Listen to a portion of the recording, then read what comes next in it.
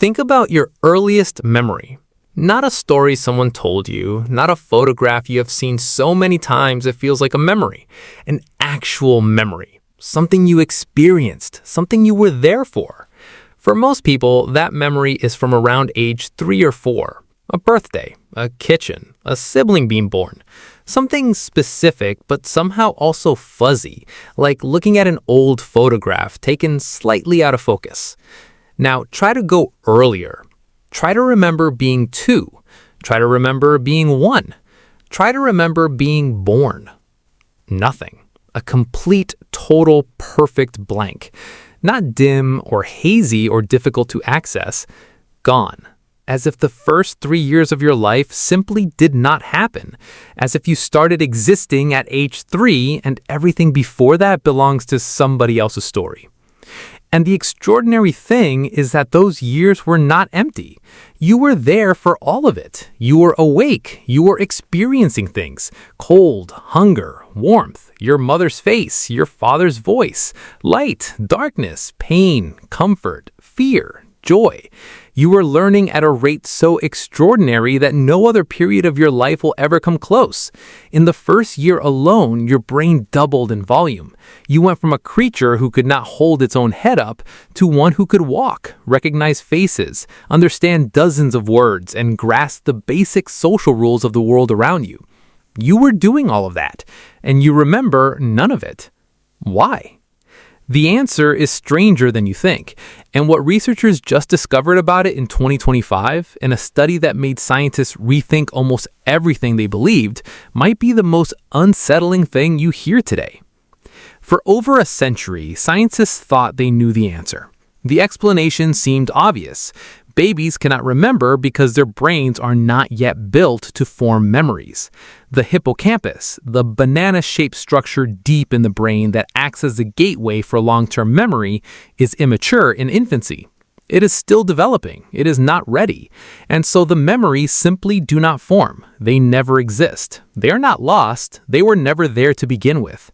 This is what textbooks said. This is what researchers believed for more than 100 years. It made sense. It fit everything we knew about how memory works. There was just one problem. It was wrong. In March 2025, researchers at Yale University published a study in the journal Science that changed the picture completely. They put 26 infants, children between 4 months and 2 years old, inside specially designed fMRI scanners. Getting babies to hold still in an MRI machine is, as you can imagine, not a simple task, but the team managed it. And what they found inside those tiny brains was not what anyone expected. The babies were shown a series of images, faces, objects, scenes, new ones and repeated ones. And while those images appeared on the screen, the researchers watched what happened inside the posterior hippocampus, the exact region of the brain that handles episodic memory in adults. It lit up. Not just with general activity, with memory encoding. The stronger the hippocampal response when an infant first saw an image, the more the infant looked at it when it appeared again later. The classic behavioral sign that the brain recognized it, that it had stored something, that a memory was there. Babies as young as 12 months old were forming episodic memories. The machinery was working. The hippocampus was doing its job. Which means the question is no longer, why do babies fail to form memories? The question is something far more unsettling. Why can you not get them back? Because here's what that study means if you sit with it for a moment. The memories are there.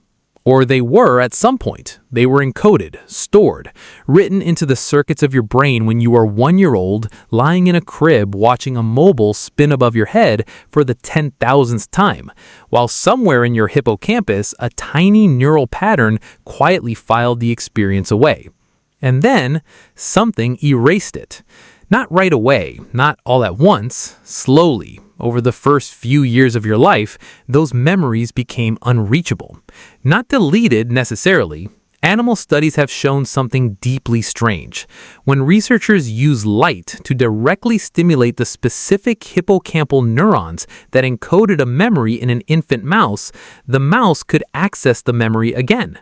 It was there, buried, locked, inaccessible through normal retrieval, but still there. The memories from your first year of life may not be gone. They may simply be behind a door your adult brain no longer has the key to open. So that's the answer to the question you came here with. You cannot remember being a baby not because your baby brain failed to record what was happening.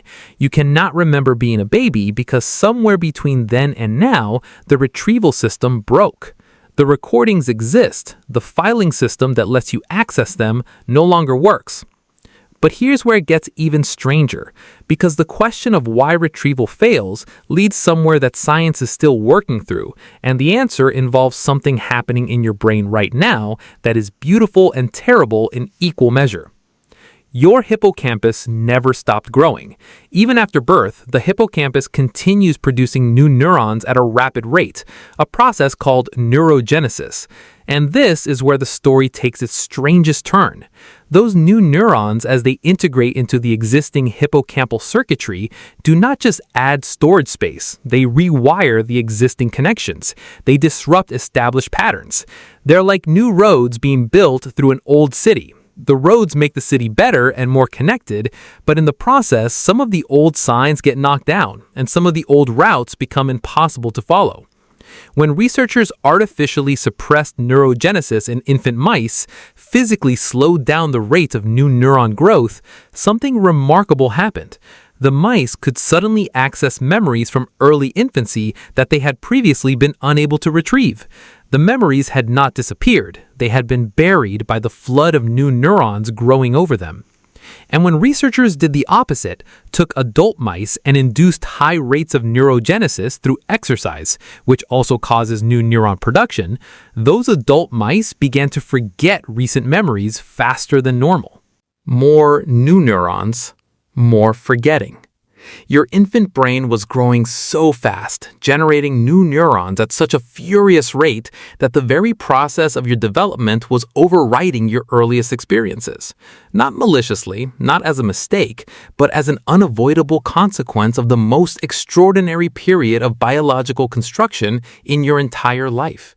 You forgot your first years because you were too busy building the brain that would remember everything after. But there is one more piece of this that science has only recently begun to grapple with, and it is the piece that changes how you think about every memory you have ever had. Nearly 40% of people, when asked about their earliest memory, report one that cannot possibly be real. Not because they're lying, because they genuinely believe it. A study of over 6,000 people found that 39% described the first memory from before the age of 2, from a period when episodic memory encoding was not yet fully operational. Memories they feel completely certain about, memories with detail and texture and emotion, memories that, by everything neuroscience knows, should not exist. So where did those memories come from? Photographs, stories, repetition. Your parents told you about the day you came home from the hospital so many times that the telling became a memory. You were shown the photograph of your first birthday so often that the image became an experience. Someone described your reaction to snow for the first time in such vivid detail that your brain filed it as something you lived rather than something you heard.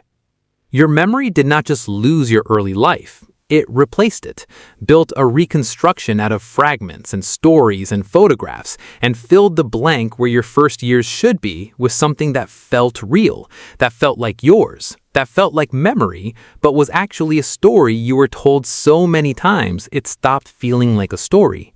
You were not there for your earliest memories. You were told them, and your brain, desperately trying to fill the blank, accepted them anyway.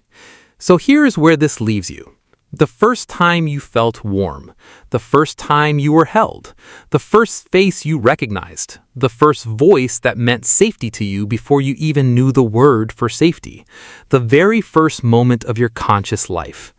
All of it happened. All of it was recorded, at least briefly, at least partially, by a hippocampus that was already doing its best. And all of it is inaccessible to you now, locked behind neural rewiring that happened because your brain was too busy becoming what it needed to be to preserve what it was. You do not remember being a baby because you were too busy becoming a person. And that first year, the one you cannot touch, cannot retrieve, cannot find, and no matter how far back you reach, was not empty. It was the most important year of your life. The year your brain built the architecture that everything else would be constructed on. The year you learned that voices meant people, and warmth meant safety, and darkness was something that could end. You cannot remember any of it, but it remembers you. Every connection your brain made in that first year, every pattern your hippocampus quietly filed before the flood of new neurons swept over it, it's all still in there, not as something you can recall, as something you became. The baby you cannot remember is not gone. They are the foundation everything you remember is built on. That's all for today. If this made you think differently about the blank at the beginning of your story, subscribe and consider supporting the channel.